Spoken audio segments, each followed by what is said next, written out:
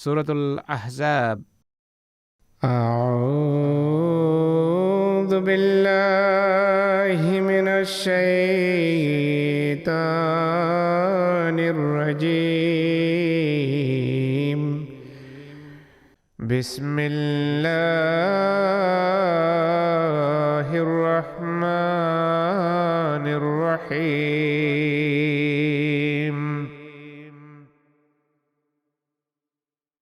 শতঃ প্রণোদিত অসীম দাতা পরম করুণাময় বারবার কৃপাকারী আল্লাহর নামে। يا أيها النبي اتق الله ولا تطع الكافرين والمنافقين إن الله كان عليما حكيما.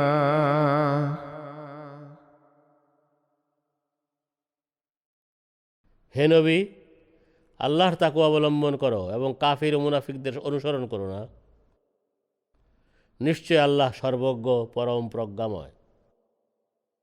واتبع ما يوحى إليك من ربك إن الله كان بما تعملون خبيرا. তোমার প্রতি তোমার প্রভু প্রতিপালকের পক্ষ থেকে যে ওহী করা হয় তুমি এরই অনুসরণ করো। তোমরা যা করো সে সম্বন্ধে নিশ্চয় আল্লাহ ভালো করেই জানেন। وتوكل على الله وكفى بالله وكيلا.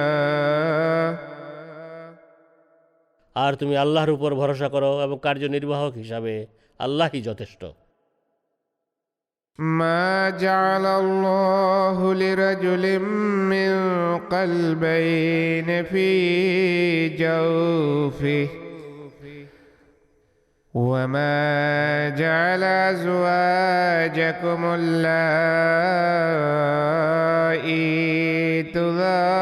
تظاهرون منهن أمهاتكم وما جعل أدعياءكم أبناءكم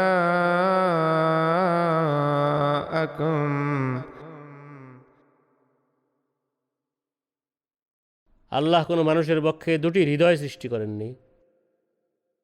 এভাবে তোমাদের স্ত্রীদের তোমরা মা ডেকে তাদের সাথে দাম্পত্য সম্পর্ক পরিহার করে চলার দরুন তিনি তাদের অর্থাৎ সেই স্ত্রীদের তোমাদের মা বানিয়ে দেন না।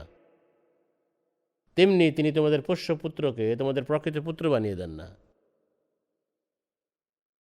ذلكم قولكم بأفواهكم والله يقول الحق وهو يهدي السبيل.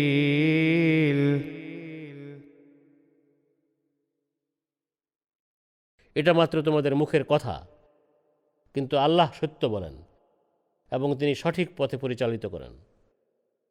ادعوهم لآبائهم هو أقسط عند الله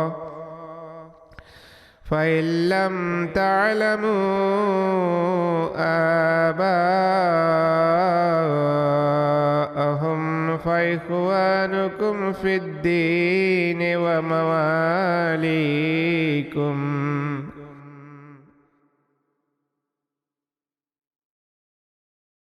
তাদের পিতার পরিচয়ে তাদের ডেকো, আল্লাহর দৃষ্টিতে এটাই অধিক ন্যায়সঙ্গত। কিন্তু তোমরা যদি তাদের পিতাদের পরিচয় না জানো সেক্ষেত্রে তারা তোমাদের ধর্মীয় ভাই এবং তোমাদের বন্ধু।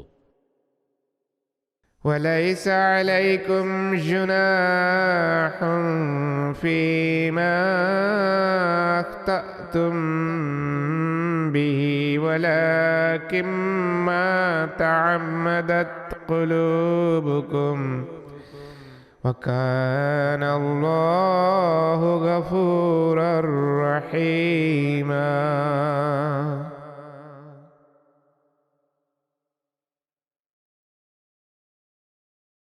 আর তোমাদের হৃদয় যে ব্যাপারে দৃঢ় সংকল্প করেছে, তাছাড়া অন্য কোনো অনিচ্ছাকৃত ভুলের জন্য তোমাদের দোষারোপ করা হবে না। আর আল্লাহ অতি ক্ষমাশীল, বারবার কৃপাকারী। النبي أولى بالمؤمنين من أنفسهم وأزواجه أمهاتهم এ নবী মুমিনদের কাছে তাদের নিজেদের প্রাণের চেয়ে অধিক আপন, এবং তার স্ত্রীরা তাদের মাতুল্য। وأولو الأرحام بعضهم أولى ببعض في كتاب الله من المؤمنين والمهاجرين إلا أن تفعلوا إلى أوليائكم معروفا كان ذلك في الكتاب مسطورا আর আল্লাহর কিতাব অনুযায়ী মুমিন এবং মুহাজিরদের তুলনায় কোনো কোনো রক্ত সম্পর্কীয় আত্মীয় একে অপরের অধিক আপন। তবে তোমাদের বিশেষ বন্ধুদের প্রতি যদি তোমরা স্বেচ্ছায় অনুগ্রহ করো, সে কথা ভিন্ন। এটাই প্রকৃতির বিধানে গভীরভাবে প্রথিত রয়েছে। وَإِذْ أَخَذْنَا مِنَ النَّبِيِّينَ مِيثَاقَهُمْ وَمِنكَ وَمِن نُّوحٍ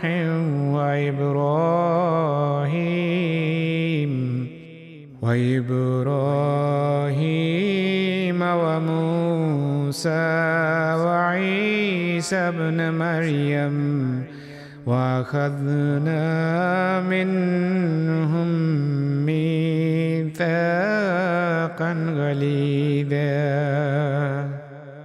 আর স্মরণ করো, আমরা যখন নবীদের কাছ থেকে তাদের অঙ্গীকার নিয়েছিলাম, এবং তোমার কাছ থেকেও, এবং নূহ, ইব্রাহিম, মুসা ও মরিয়ম পুত্র ঈসার কাছ থেকেও অঙ্গীকার নিয়েছিলাম। আর আমরা এদের সবার কাছ থেকে এক দৃঢ় অঙ্গীকার নিয়েছিলাম। ليسأل الصادقين عن صدقهم وأعد للكافرين عذابا أليما যাতে তিনি সত্যবাদীদেরকে তাদের সত্যতা সম্বন্ধে জিজ্ঞেস করেন, আর কাফিরদের জন্য তিনি এক যন্ত্রণাদায়ক আযাব প্রস্তুত করে রেখেছেন। يا أيها الذين آمنوا اذكروا نعمة الله عليكم إذ جاءتكم جنود فأرسلنا عليهم ريحا وجنودا لم تروها وكان الله بما تعملون بصيرا হে যারা ঈমান এনেছ, তোমরা তোমাদের প্রতি আল্লাহর সেই নিয়ামত স্মরণ করো যখন তোমাদের উপর সেনাবাহিনী চড়াও হয়ে এসেছিল। তখন আমরা তাদের বিরুদ্ধে এক বায়ু প্রবাহ পাঠিয়েছিলাম, এবং এমন সেনাবাহিনীও পাঠিয়েছিলাম তোমরা যাদের দেখতে পাচ্ছিলে না। তোমরা যাই করো, আল্লাহ তা খুব ভালো করেই দেখেন। إذ جاءوكم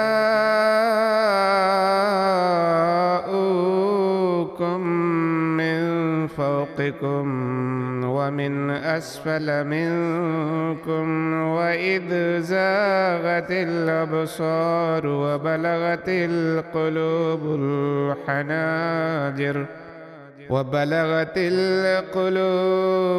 الحناجر وتظنون بالله الظنونا স্মরণ করো তারা যখন তোমাদের উপরের দিক থেকে এবং তোমাদের নিচের দিক থেকেও তোমাদের উপর চড়াও হয়ে এসেছিল, তখন তোমাদের চোখ ভয়ে স্থির হয়ে গিয়েছিল, তোমাদের প্রাণ ওষ্ঠাগত হয়ে গিয়েছিল এবং আল্লাহ সম্বন্ধে তোমরা নানা রকম সংশয় সন্দেহ পোষণ করছিলে। هنالك ابتلي المؤمنون وزلزلوا زلزالا شديدا। সেখানে মুমিনদের এক কঠিন পরীক্ষায় ফেলা হয়েছিল এবং ভীষণভাবে তাদের প্রকম্পিত করা হয়েছিল।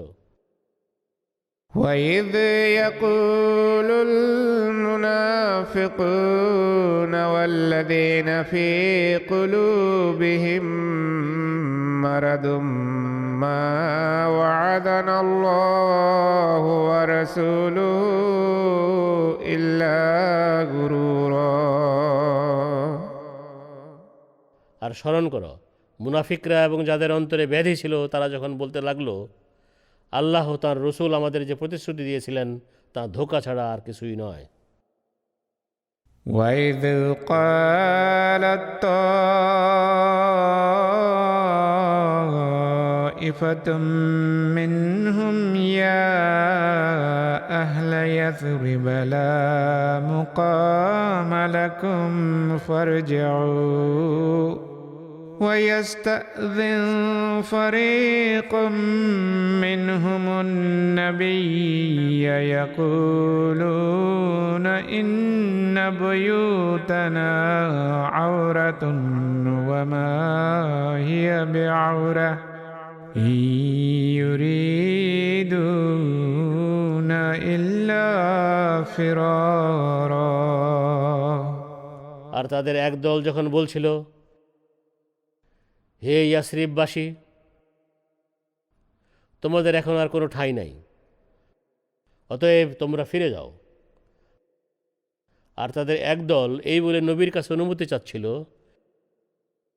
নিশ্চয়ই আমাদের ঘরবাড়ি অরক্ষিত, অথচ সেগুলি অরক্ষিত ছিল না, তারা কেবল পালাতে চেয়েছিল। ولو دخلت عليهم من أقطارها ثم سئلوا الفتنة لآتوها وما تلبثوا بها إلا يسيرا।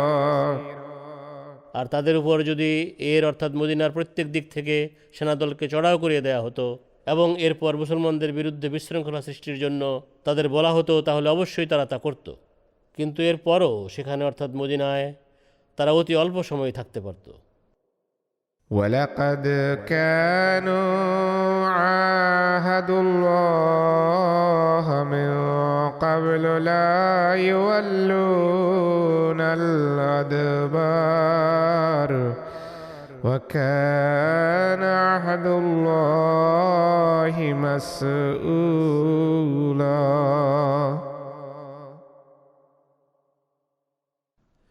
আর তারা পিঠ টান দেবে না বলে ইতিপূর্বে আল্লাহর সাথে নিশ্চয় অঙ্গীকার করেছিল, আর আল্লাহর সাথে কৃত অঙ্গীকার সম্পর্কে অবশ্যই জিজ্ঞেস করা হবে। قل لن ينفعكم الفرار إن فررتم من الموت أو القتل وإذا لا تمتعون إلا قليلا।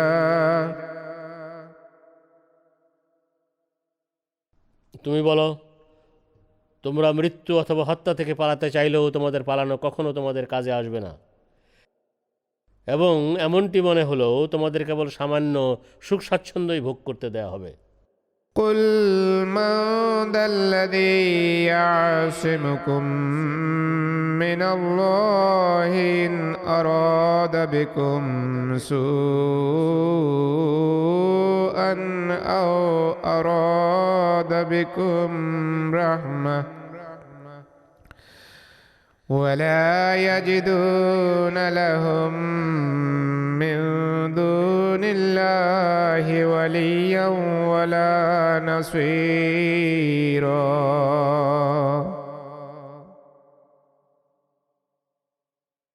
তুমি বলো, আল্লাহর হাত থেকে কে তোমাদের রক্ষা করতে পারে যদি তিনি তোমাদের কোনো শাস্তি দিতে চান? অথবা তিনি যদি তোমাদের প্রতি কৃপা করতে চান তবে কে এ থেকে তোমাদের বঞ্চিত করতে পারে? আর তারা নিজেদের জন্য আল্লাহ ছাড়া কোনো অভিভাবক বা কোনো সাহায্যকারীও খুঁজে পাবে না। قد يعلم الله المعوقين منكم والقائلين لإخوانهم هلم إلينا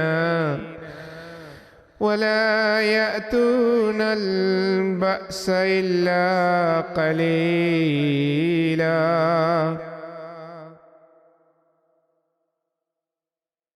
আল্লাহ তোমাদের মাঝে তাদের খুব ভালো করেই জানেন যারা জিহাদ করা থেকে অন্যদের বাধা দেয় এবং নিজেদের ভাইদের বলে আমাদের দিকে এসে পড়ো, অথচ তারা যুদ্ধে কমই অংশগ্রহণ করে। أشحة عليكم فإذا جاء الخوف رأيتهم ينظرون إليك تدور أعينهم كالذي يغشى عليه من الموت فإذا ذهب الخوف سلقوكم بألسنة حداد أشحة على الخير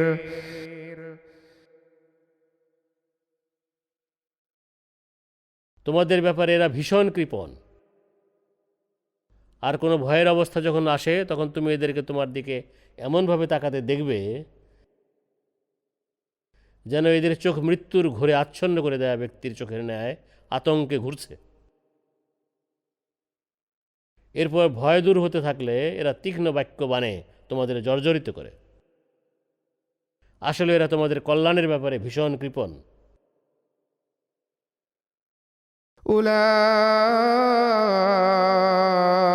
أولئك لم يؤمنوا فأحبط الله أعمالهم وكان ذلك على الله يسيرا এরাই সেসব লোক যারা সত্যিকার অর্থে ঈমান আনেনি। অতএব আল্লাহ এদের কর্ম নিষ্ফল করে দিয়েছেন এবং আল্লাহর পক্ষে এটা করা অতি সহজ। يحسبون الأحزاب لم يذهبوا وإن يأتي الأحزاب يودوا لو أنهم بادون في الأعراب يسألون عن أنبائكم ولو كانوا فيكم ما قاتلوا إلا قليلا এরা মনে করে আক্রমণকারী দলগুলো এখনো চলে যায়নি, আর দলগুলো যদি আবার আক্রমণ করে বসে সেক্ষেত্রে এরা বেদুইনদের সাথে মরুভূমিতে থেকে তোমাদের খোঁজ খবর নিতে চাইবে।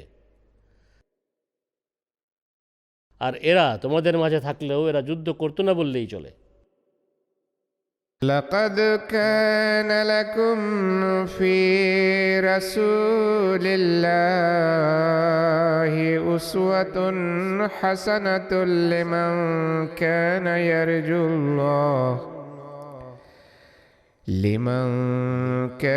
يرجو الله واليوم الآخر وذكر الله كثيرا নিশ্চয়ই তোমাদের এমন প্রত্যেক ব্যক্তির জন্য আল্লাহর রসুলের মাঝে উত্তম আদর্শ রয়েছে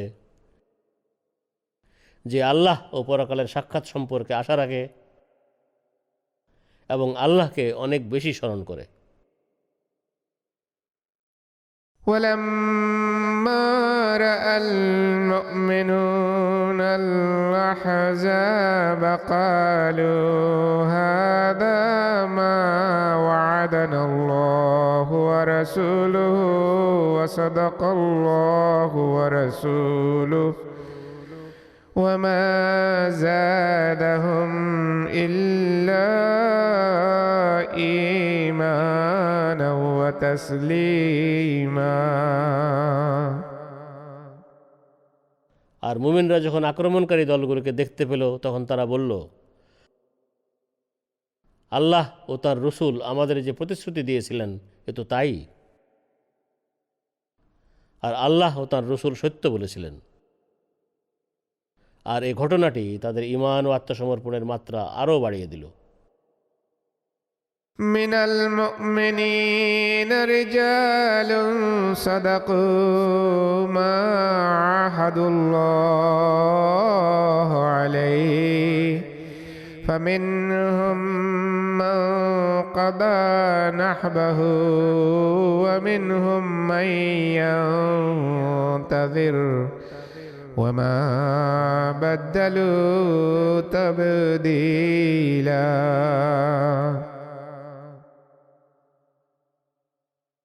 মুমিনদের মাঝে এমন অনেক পুরুষ রয়েছে যারা আল্লাহর সাথে তাদের কৃত অঙ্গীকার সত্য প্রমাণ করে দেখিয়েছিল, আর তাদের মাঝে এমনও লোক আছে যারা নিজেদের সংকল্প পূর্ণ করেছে অর্থাৎ শাহাদত বরণ করেছে, আর তাদের মাঝে এমনও লোক আছে যারা এখনও অপেক্ষা করছে এবং তারা কখনও নিজেদের সংকল্পের কোনো পরিবর্তন করেনি। ليجزي الله الصادقين بصدقهم ويعذب المنافقين إن شاء أو يتوب عليهم إن الله كان غفورا رحيما। এর ফলে আল্লাহ এমন সত্যবাদীদেরকে তাদের সত্যতার প্রতিদান দিবেন এবং তিনি চাইলে মুনাফিকদের আযাব দিবেন অথবা কৃপা ভরে তাদের তওবা গ্রহণ করবেন। নিশ্চয় আল্লাহ অতি ক্ষমাশীল, বারবার কৃপাকারী। ورد الله الذين كفروا بغيظهم لم ينالوا خيرا وكفى الله المؤمنين القتال وكان الله قويا عزيزا। আর আল্লাহ অস্বীকারীদেরকে তাদের ক্রুদ্ধ অবস্থায় মদিনা থেকে ফিরিয়ে দিলেন এবং তারা কোনো কল্যাণ লাভ করতে পারেনি। আর যুদ্ধে আল্লাহই মুমিনদের পক্ষে যথেষ্ট হয়ে গেলেন। আল্লাহ অতি ক্ষমতাবান, মহাপরাক্রমশালী। وأنزل الذين زاهروهم من أهل الكتاب من صياصيهم وقذف في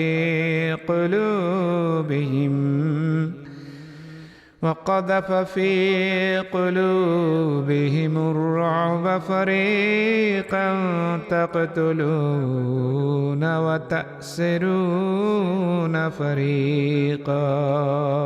আর আহলে কিতাব থেকে যারা তাদের অর্থাৎ কাফিরদের সাহায্য করেছিল তাদেরকে তিনি তাদের দুর্গ থেকে নামিয়ে আনলেন এবং তাদের অন্তরে ভয় ঢুকিয়ে দিলেন। তখন তাদের এক দলকে তোমরা হত্যা করছিলে এবং অপর দলকে তোমরা বন্দী করছিলে। وأورثكم أرضهم وديارهم وأموالهم وأرضا لم تطئوها وكان الله على كل شيء قديرا। আর তিনি তোমাদেরকে তাদের ভূসম্পত্তি, তাদের বাড়িঘর ও তাদের ধন সম্পদের উত্তরাধিকারী বানিয়ে দিয়েছিলেন এবং এমন জায়গারও উত্তরাধিকারী বানিয়ে দিবেন যেখানে তোমরা এখনও পা রাখোনি। আর আল্লাহ প্রত্যেক বিষয়ে সর্বশক্তিমান। يا أيها النبي قل لأزواجك إن كنتن تردن الحياة الدنيا وزينتها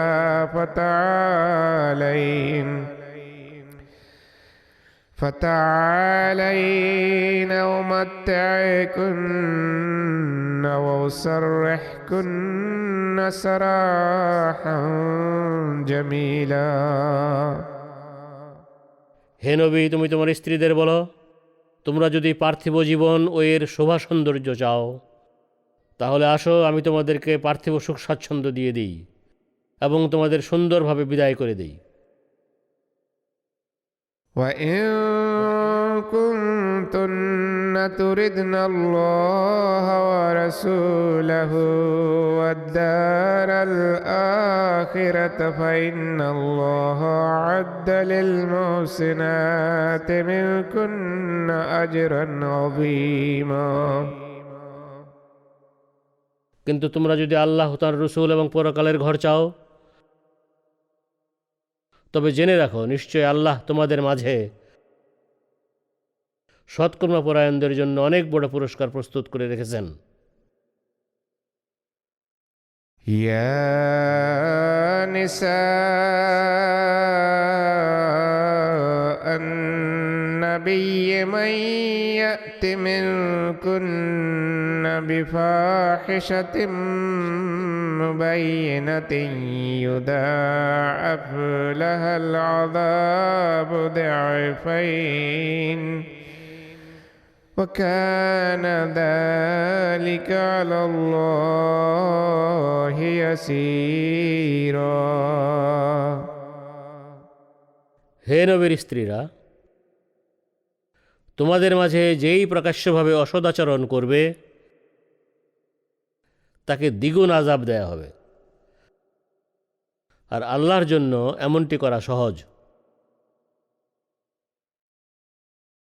ومن يقنت منكن لله ورسوله وتعمل صالحا نؤتها أجرها مرتين وأعتدنا لها رزقا كريما।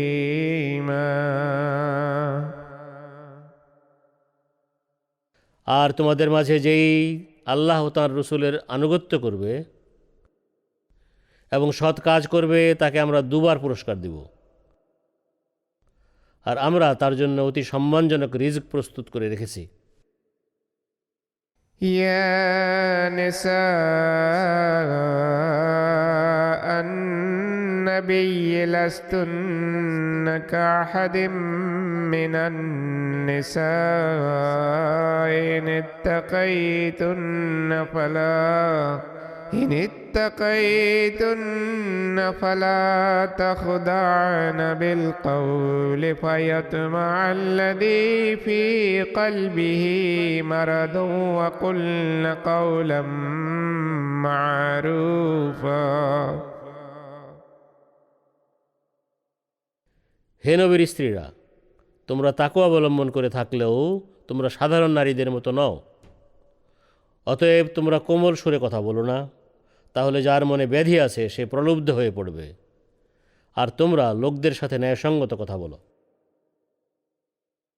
وقرن في بيوتكن ولا تبرجن تبرج الجاهلية الأولى وأقمنا الصلاة وآتينا الزكاة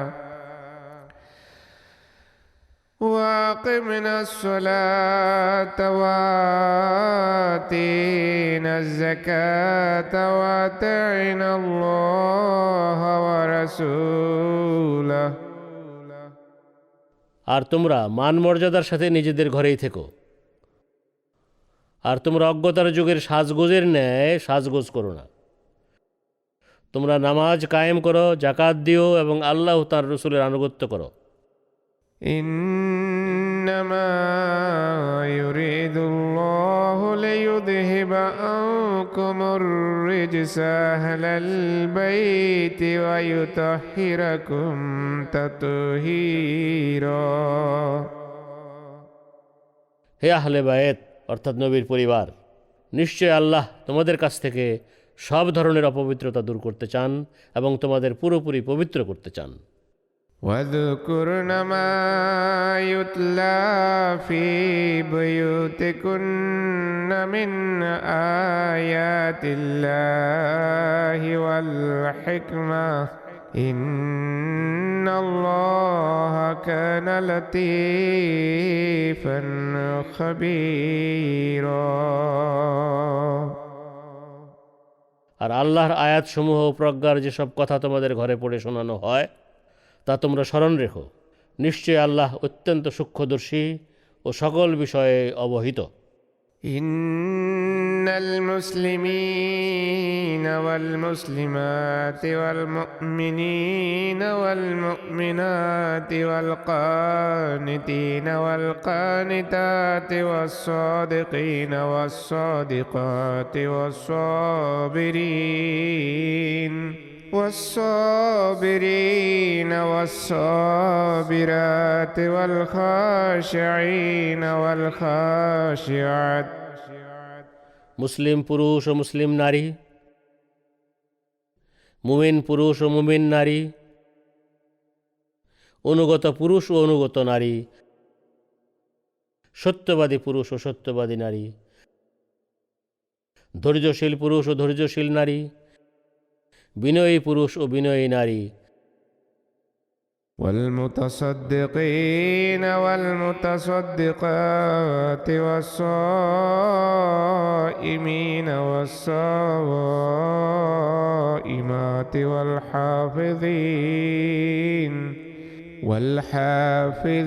والحافظين فروجهم والحافظات والذاكرين الله كثيرا والذاكرات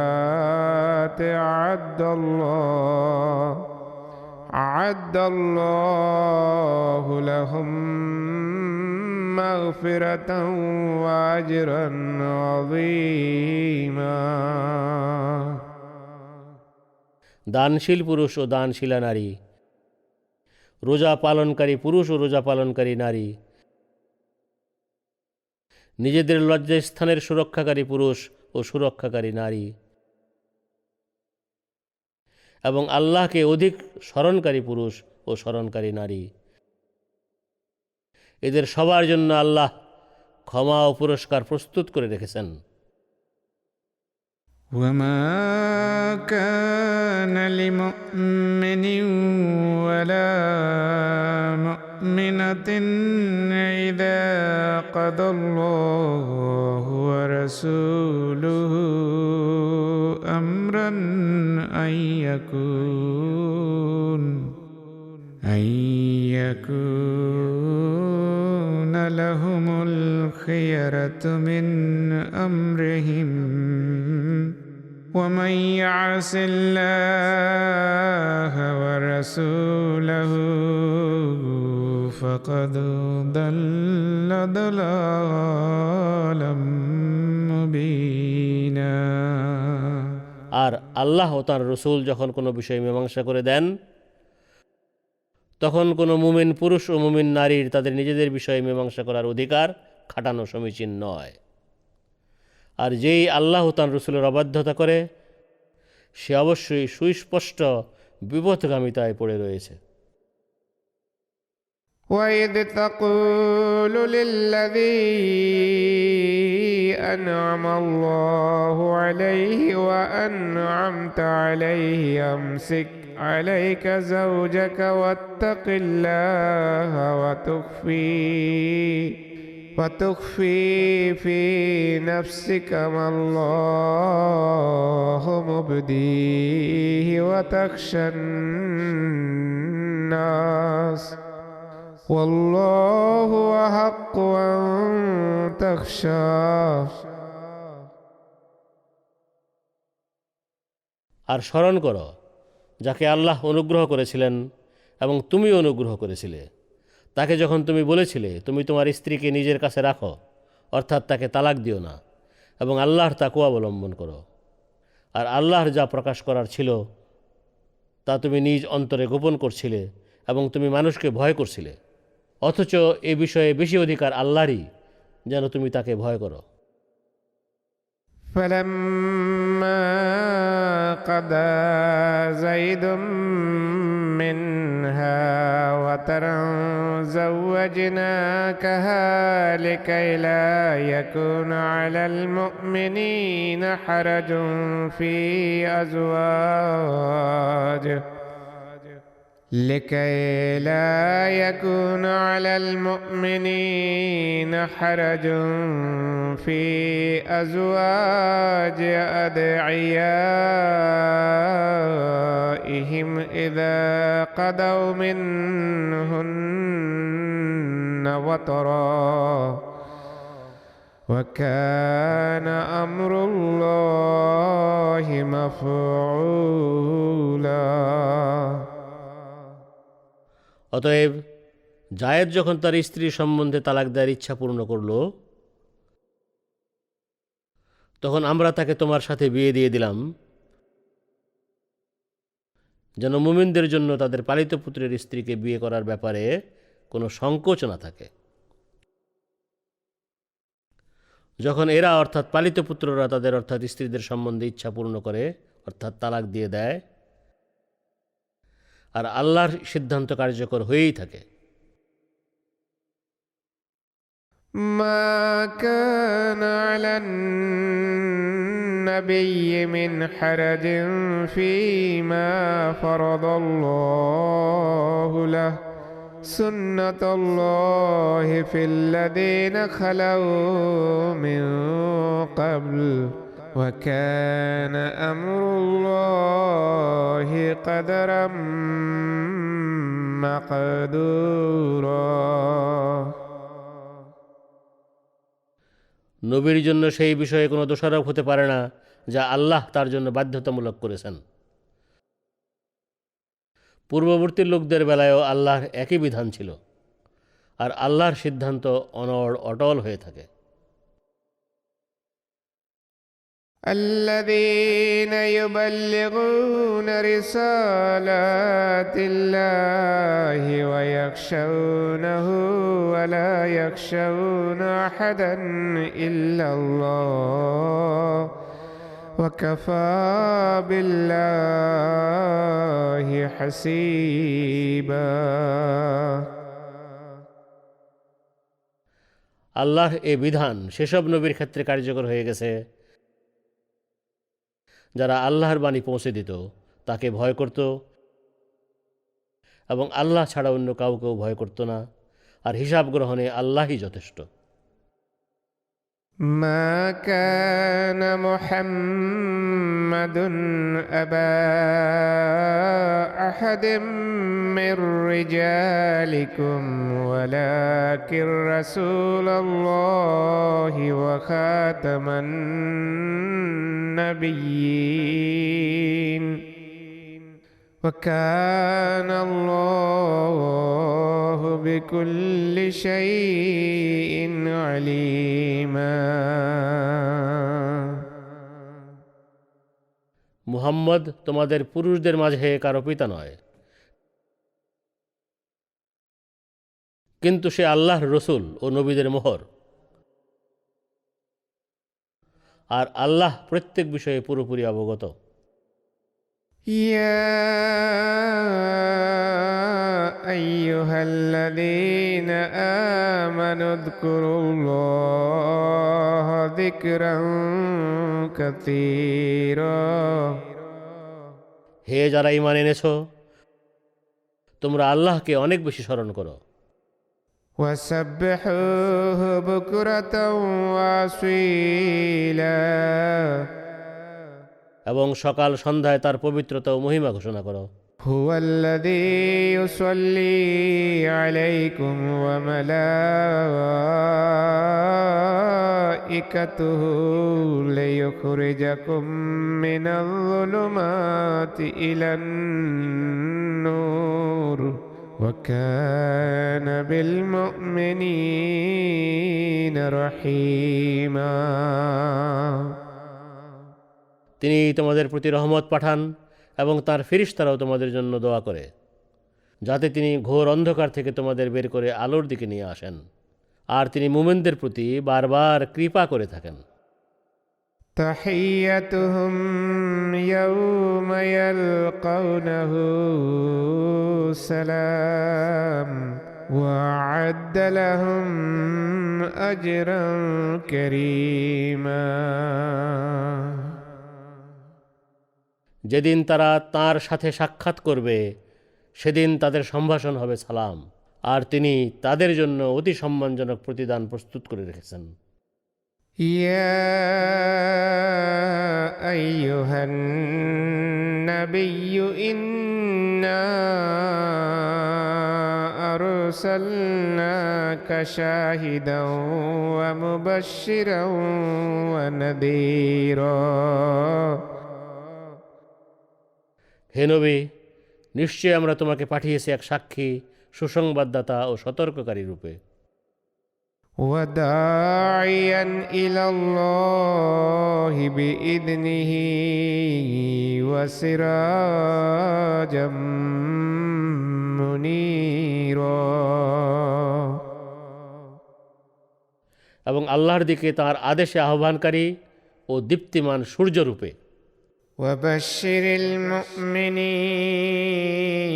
بأن لهم من الله فضلا كبيرا। আর তুমি মুমিনদের সুসংবাদ দাও, নিশ্চয় আল্লাহর পক্ষ থেকে তাদের জন্য অনেক বড় অনুগ্রহ রয়েছে। ولا تطع الكافرين والمنافقين ودع أذاهم وتوكل على الله وكفى بالله وكيلا। আর তুমি কাফিরদের ও মুনাফিকদের অনুসরণ করো না, তাদের দেয়া দুঃখ কষ্ট অগ্রাহ্য করে চলো, আর আল্লাহর উপর ভরসা করো, কেননা কার্যনির্বাহক রূপে আল্লাহই যথেষ্ট। يا أيها الذين آمنوا إذا نكحتم المؤمنات ثم طلقتموهن من قبل أن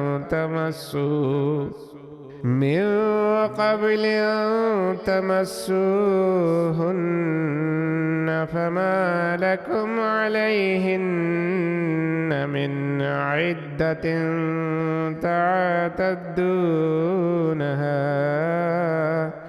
فمتعوهن وسرحوهن سراحا جميلا। হে যারা ঈমান এনেছো, তোমরা যখন মুমিন নারীদের বিয়ে করো এবং এরপর তাদেরকে স্পর্শ করার পূর্বে তাদের তালাক দাও, সেক্ষেত্রে তাদের জন্য অপেক্ষাকাল অর্থাৎ ইদ্যত নির্ধারণ করার কোনো অধিকার তোমাদের নাই। অতএব তোমরা তাদের কিছু বৈষয়িক উপকার করো এবং সুন্দরভাবে তাদের বিদায় দাও। يا أيها النبي إنا أحللنا لك أزواجك اللاتي آتيت أجورهن وما ملكت يمينك مما أفاء الله عليك وبنات عمك وبنات عماتك وبنات خالك وبنات خالاتك اللاتي هاجرن معك। হে নবী, আমরা তোমার জন্য তোমার সেসব স্ত্রীকে বৈধ করেছি যাদের তুমি তাদের মোহরনা দিয়েছ, এবং সেসব মহিলাকেও বৈধ করেছি যারা তোমার অধীনস্থ, অর্থাৎ যুদ্ধলব্ধ সম্পদ রূপে যাদেরকে আল্লাহ তোমায় দান করেছেন। আর তোমার চাচাতো বোন, তোমার ফুফাতো বোন, তোমার মামাতো বোন এবং তোমার খালাতো বোন যারা তোমার সাথে হিজরত করেছে। وامرأة مؤمنة إن وهبت نفسها للنبي إن أراد النبي أن يستنكحها خالصة لك من دون المؤمنين। আর কোনো মুমিন মহিলা নিজেকে নবীর কাছে সমর্পণ করলে এবং নবী তাকে বিয়ে করতে চাইলে তাকেও তোমার জন্য বৈধ করেছি। এ আদেশ বিশেষভাবে তোমার জন্য, অন্য মুমিনদের জন্য নয়। قد علمنا ما فرضنا عليهم في أزواجهم وما ملكت أيمانهم لكي لا يكون عليك حرج وكان الله غفورا رحيما। তাদের অর্থাৎ মুমিনদের স্ত্রীদের ব্যাপারে এবং তাদের অধীনস্থ মহিলাদের ব্যাপারে যে কর্তব্য তাদের জন্য নির্ধারণ করেছি তা আমরা অবশ্যই জানি। এসব বুঝিয়ে বলা হচ্ছে যেন তাদের কথা চিন্তা করে তোমার কোনো সংকোচ না হয়, আর আল্লাহ অতি ক্ষমাশীল, বারবার কৃপাকারী। ترجي من تشاء منهن وتؤوي إليك من تشاء ومن ابتغيت ممن عزلت فلا جناح عليك ذلك أدنى أن تقر أعينهن ولا يهزن ويرضين بما آتيتهن كلهن। তুমি চাইলে তাদের যে কারো সাথে বৈবাহিক সম্পর্ক ছিন্ন করতে পারো এবং যাকে চাও নিজের কাছে রাখতে পারো। তুমি যাদের দূরে সরিয়ে রেখেছো তাদের কাউকে তুমি ফিরিয়ে নিতে চাইলে তোমার কোনো পাপ হবে না। সম্ভবত এতে তারা প্রশান্তি লাভ করবে এবং তারা দুঃখও পাবে না। আর তুমি তাদের যা দিয়েছো এতে তারা সন্তুষ্ট হবে। والله يعلم ما في قلوبكم وكان الله عليما حليما। তোমার হৃদয়ে যা আছে আল্লাহ তা জানেন, আর আল্লাহ সর্বজ্ঞ, পরম সহিষ্ণু। لا يحل لك النساء من بعد ولا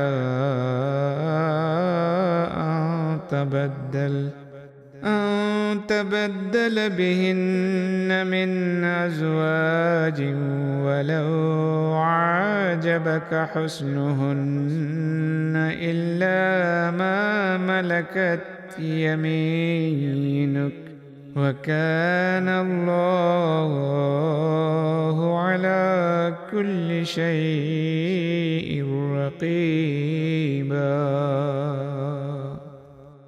এরপরে অন্যান্য মহিলাকে বিয়ে করা তোমার জন্য বৈধ হবে না, এবং এদের অর্থাৎ বর্তমান স্ত্রীদের পরিবর্তে আরও স্ত্রী গ্রহণ করে নেওয়াও বৈধ হবে না, যদিও তাদের সৌন্দর্য তোমাকে যতই আকৃষ্ট করুক না কেন। তবে তোমার অধীনস্থ মহিলাদের কথা ভিন্ন, আর আল্লাহ সব কিছুর পর্যবেক্ষক। يا أيها الذين آمنوا لا تدخلوا بيوت النبي إلا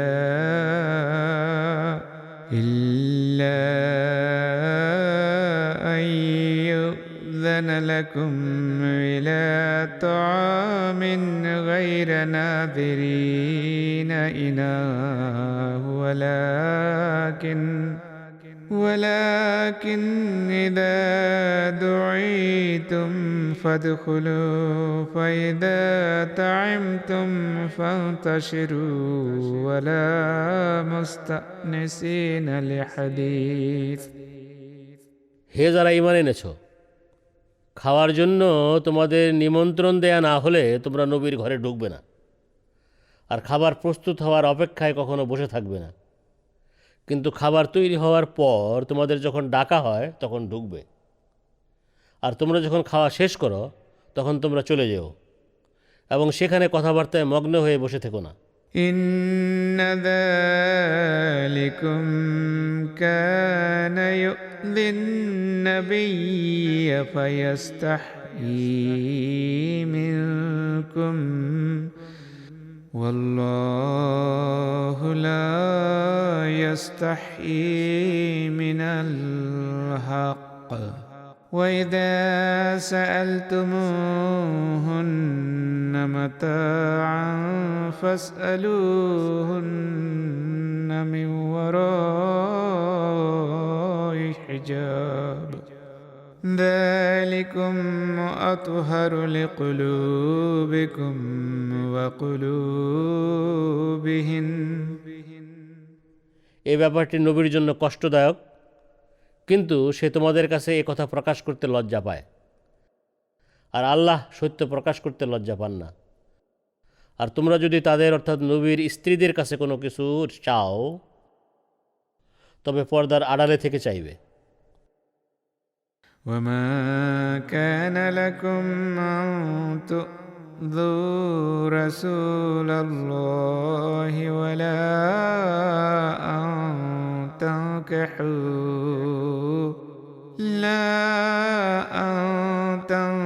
تنكحوا أزواجه من بعده أبدا إن ذلكم كان عند الله عظيما আর তোমরা যদি তাদের অর্থাৎ নবীদের স্ত্রীদের কাছে কোনো কিছু চাও তবে পর্দার আড়াল থেকে চাইবে। এই রীতি তোমাদের ও তাদের অন্তরের জন্য অধিকতর পবিত্র। আল্লাহ রসুলকে কষ্ট দেয়া তোমাদের জন্য বৈধ নয়, এবং তার মৃত্যুর পরে তার স্ত্রীদের কাউকে কখনো বিয়ে করা তোমাদের জন্য বৈধ নয়। নিশ্চয় আল্লাহর দৃষ্টিতে এটা অতি গর্হিত কাজ।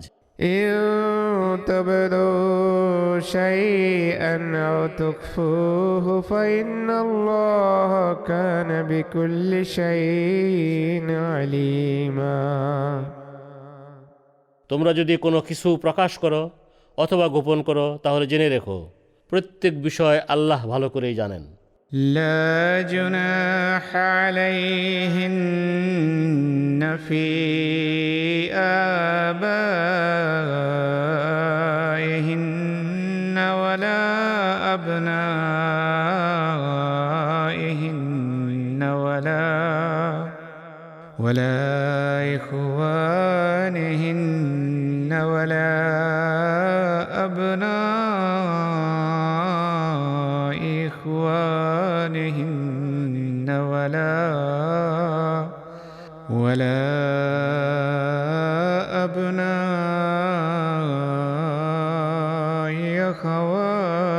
أخواتهن ولا نسائهن ولا ما ملكت أيمانهن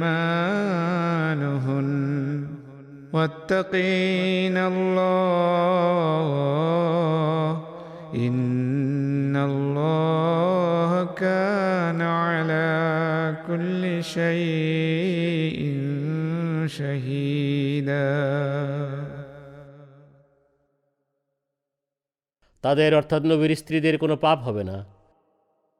তারা যদি তাদের পিতা, তাদের পুত্র, তাদের ভাই, তাদের ভাতিজা, তাদের ভাগিনা,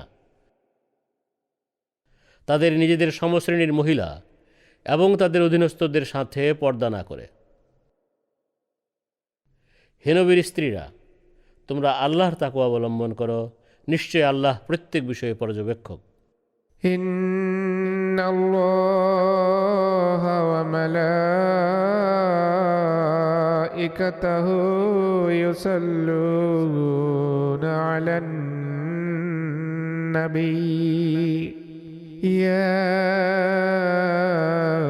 أيها الذين آمنوا صلوا عليه وسلموا تسليما নিশ্চয় আল্লাহ এ নবীর প্রতি রহমত পাঠান এবং তার ফেরেশতারাও এ নবীর জন্য দোয়া করে। হে যারা ঈমান এনেছ, তোমরাও তার প্রতি দরুদ এবং অনেক সালাম পাঠাও। إن الذين يؤذون الله ورسوله لعنهم الله في الدنيا والآخرة وأعد لهم عذابا مهينا নিশ্চয় যারা আল্লাহ ও তাঁর রসুলকে কষ্ট দেয়, আল্লাহ ইহকালে এবং পরকালেও তাদের অভিসম্পাত করেছেন, আর তিনি তাদের জন্য লাঞ্ছনাজনক আযাব প্রস্তুত করে রেখেছেন।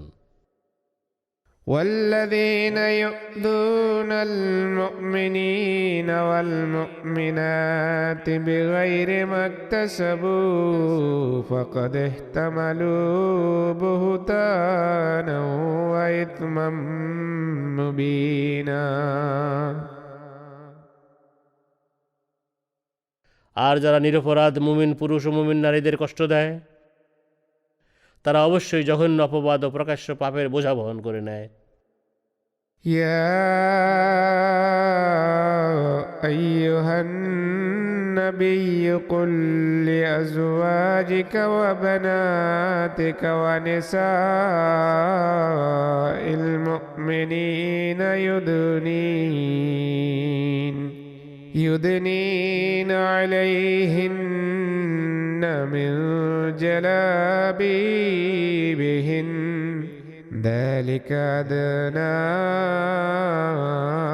أن يعرفن فلا يؤذين وكان الله غفورا رحيما হে নবী, তুমি তোমার স্ত্রীদের, তোমার কন্যাদের এবং মুমিনদের স্ত্রীদের বলো, তারা বাইরে যাওয়ার সময় যেন তাদের চাদর নিজেদের উপর মাথা থেকে বুক পর্যন্ত ঝুলিয়ে নেয়। এতে খুব সম্ভব তাদের চিনতে পারা যাবে এবং তাদের উত্ত্যক্ত করা হবে না।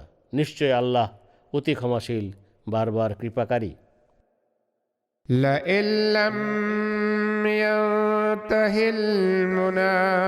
المنافقون والذين في قلوبهم مرض والمرجفون في المدينة لنغرينك بهم ثم لا يجاورونك فيها إلا قليلا মুনাফিকরা ও যাদের অন্তরে ব্যাধি আছে এবং যারা মদিনায় মিথ্যা গুজব ছড়িয়ে বেড়ায়, তারা বিরত না হলে আমরা অবশ্যই তোমাকে তাদের বিরুদ্ধে দাঁড় করাবো। এরপর তারা এ শহরে তোমার প্রতিবেশী হিসাবে অতি অল্পকালই থাকতে পারবে। ملعونين أينما ثقفوا خذوا وقتلوا تقتيلا তাদের যেখানেই পাওয়া যায় ধরা হোক এবং নির্মমভাবে হত্যা করা হোক। سنة الله في الذين خلوا من قبل ولن تجد لسنة الله تبديلا তোমাদের পূর্বে গত হয়ে যাওয়া লোকদের সম্পর্কেও আল্লাহর এই বিধানই কার্যকর ছিল, আর তুমি আল্লাহর বিধানে কখনো কোনো পরিবর্তন দেখতে পাবে না। يسألك الناس عن الساعة قل إنما علمها عند الله وما يدريك لعل الساعة تكون قريبا লোকেরা তোমাকে প্রতিশ্রুত মুহূর্ত সম্বন্ধে জিজ্ঞেস করে, তুমি বলো, এর জ্ঞান কেবল আল্লাহর কাছেই আছে। আর প্রতিশ্রুত মুহূর্ত যে সম্ভবত নিকটে তা তোমাকে কিসে বোঝাবে? إن الله لعن الكافرين وأعد لهم سعيرا। নিশ্চয় আল্লাহ কাফিরদের অভিশপ্ত করেছেন এবং তিনি তাদের জন্য প্রজ্বলিত আগুন প্রস্তুত করে রেখেছেন। خالدين فيها أبدا لا يجدون وليا ولا نصيرا। তারা এতে দীর্ঘকাল থাকবে, সেখানে তারা কোনো বন্ধু এবং কোনো সাহায্যকারী পাবে না। يوم تقلب وجوههم في النار يقولون يا ليتنا أطعنا الله وأطعنا الرسولا। সেদিন তাদের মুখমণ্ডল জাহান্নামে উপুড় করে ফেলা হবে এবং তারা বলবে, আমাদের জন্য আক্ষেপ, আমরা যদি আল্লাহর আনুগত্য করতাম এবং এই রসুলেরও আনুগত্য করতাম। وقالوا ربنا إنا أطعنا سادتنا وكبراءنا فأضلونا السبيلا। আর তারা বলবে, হে আমাদের প্রভু প্রতিপালক, নিশ্চয় আমরা আমাদের নেতাদের ও বড়দের আনুগত্য করেছিলাম, এরাই আমাদের পথভ্রষ্ট করেছে। ربنا آتهم ضعفين من العذاب والعنهم لعنا كبيرا। হে আমাদের প্রভু প্রতিপালক, তুমি এদের দ্বিগুণ আযাব দাও এবং এদের অনেক বড় অভিশাপ দাও। يا أيها الذين آمنوا لا تكونوا كالذين آذوا موسى فبرأه الله مما قالوا وكان عند الله وجيها। হে যারা ঈমান এনেছো, তোমরা তাদের মতো হও না যারা মুসাকেও কষ্ট এবং অপবাদ দিয়েছিল। তার সম্পর্কে তারা যা বলেছিল আল্লাহ তা থেকে তাদের নির্দোষ প্রমাণিত করলেন, আর সে ছিল আল্লাহর দৃষ্টিতে বিশেষ সম্মানিত। يا أيها الذين آمنوا اتقوا الله وقولوا قولا سديدا। হে যারা ঈমান এনেছো, তোমরা আল্লাহর তাকওয়া অবলম্বন করো এবং সহজ সরল কথা বলো। يصلح لكم أعمالكم ويغفر لكم ذنوبكم ومن يطع الله ورسوله فقد فاز فوزا عظيما। তাহলে তিনি তোমাদের আচরণ শুধরে দিবেন এবং তোমাদের পাপ ক্ষমা করে দিবেন। আর যেই আল্লাহ ও তাঁর রসুলের আনুগত্য করে সে নিশ্চয় অনেক বড় সফলতা লাভ করে থাকে। إنا عرضنا الأمانة على السماوات والأرض والجبال فأبين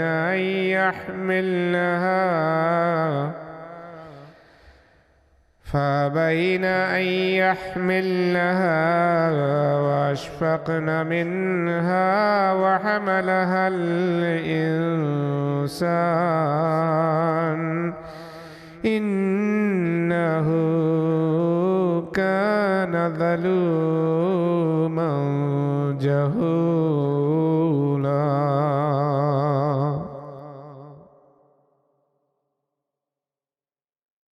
নিশ্চয় আমরা আমানতকে অর্থাৎ শরীয়তকে আকাশসমূহ, পৃথিবী এবং পাহাড় পর্বতের সামনে উপস্থাপন করেছিলাম, কিন্তু এরা তা বহন করতে অস্বীকার করল এবং এতে ভয় পেল, কিন্তু পূর্ণ মানব তা বহন করল। নিশ্চয় সে পরিণতির কথা না ভেবেই নিজের প্রতি অতি নির্দয় ছিল। ليعذب الله المنافقين والمنافقات والمشركين والمشركات ويتوب الله على